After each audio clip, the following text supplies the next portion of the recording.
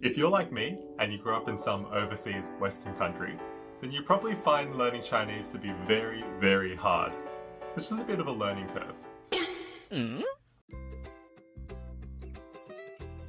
What up guys, I'm Justin. I'm an Australian-born Chinese person living here in Sydney. Today, we're going to talk about the many different writing systems we have for both Mandarin Chinese and Cantonese Chinese and how to pick the one that best suits you. First off, let's look at Mandarin. Mandarin is the standard form of Chinese used in mainland China. It's commonly referred to as 普通话 or 普通话, which basically means the common language. When it comes to writing, Chinese characters can be written in both simplified or traditional form.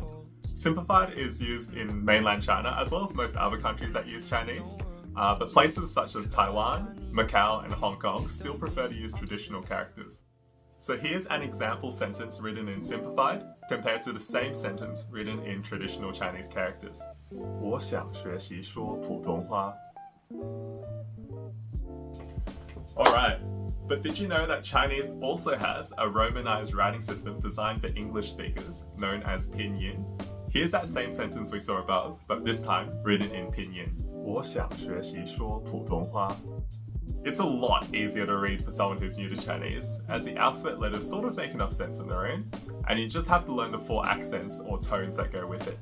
But there is one major drawback, which tends to trip up a lot of people, and it's to do with these consonants specifically. Basically, the way that these consonants are formed by native speakers is a little bit different to how you would make those same sounds in English. 我想学习普通话. 我想学习普通话. More on that in another video. Lastly, for Mandarin, we have Bopomorpho, or otherwise known as Zhuyin. You probably wouldn't have heard of this one before. It's a phonetic writing system used almost exclusively in Taiwan.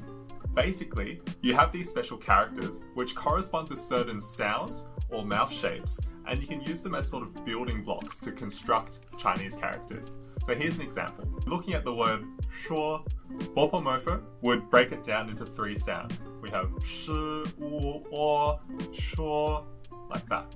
The good thing about this method is that you won't ever pronounce a Chinese word incorrectly. Some people even hail it as the most proper way to learn spoken Chinese. However, I think it's a bit excessive. Imagine learning one language, just learn another language. Alright, so now we have Cantonese. Cantonese is more commonly written in traditional Chinese, mainly because it contains characters that aren't commonly used in the simplified version. However, as we saw earlier in the video, you can use either writing form and it won't affect the meaning of what you're trying to say. Cantonese also contains all these extra colloquial words that just don't exist in Mandarin. For example, the word incorrect.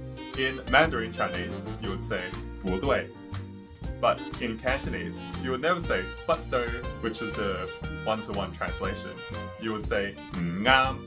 Often you don't see a lot of these colloquial words in writing, especially because they're considered to be informal.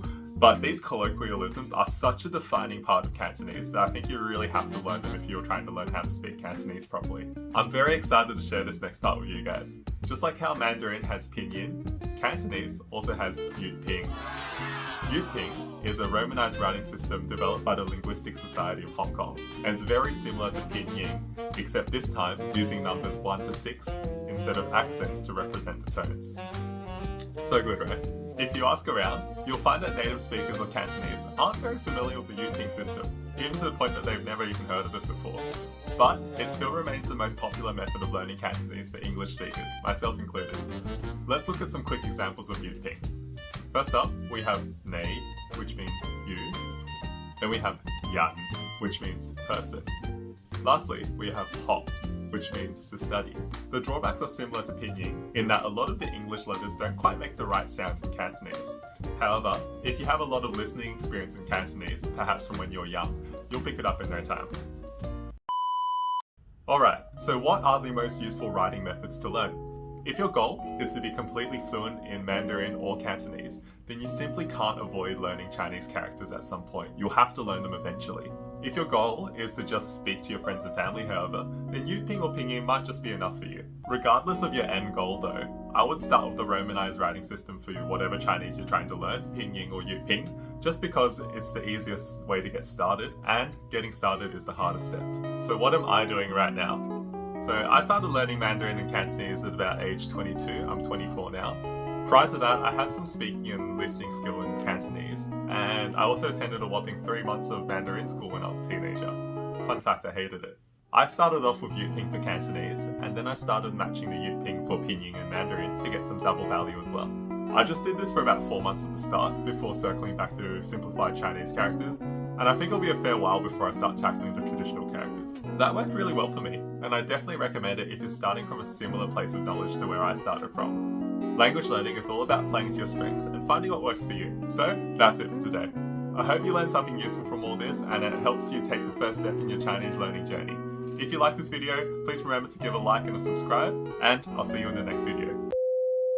And I hope it helps you take the next step in your Chinese learning journey. Don't forget to like and smash that button, that one.